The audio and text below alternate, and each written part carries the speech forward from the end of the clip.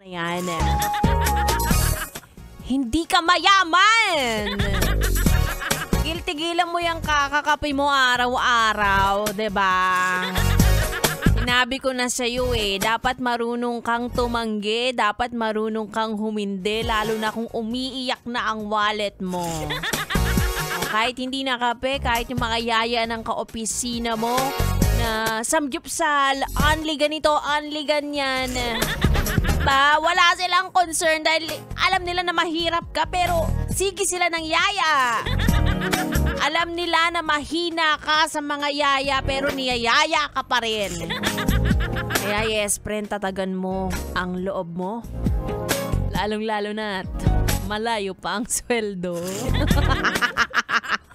Diba? Ano ka na, huwag ka na magpaabot sa petsa di peligro, diba? Ganito ang tatandaan mo. Mas maigi na pagkasahod mo, mag-feeling feeling wala kang pera, feeling mahirap ka muna. Gulatin mo sila. Kapag silang lahat nagpipetsa di peligro na, dun ka magayang magkape.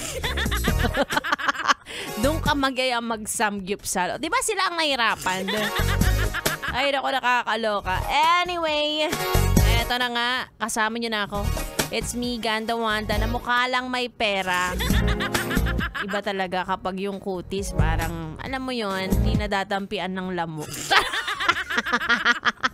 Kinulang lang pala sa dugo. Anyway, kasama nyo na ako hanggang alas 9 ng gabi. Kaya naman, ituloy muna natin ang ating tugtugan. Dito lang sa 101.1. Yes! FM Solid.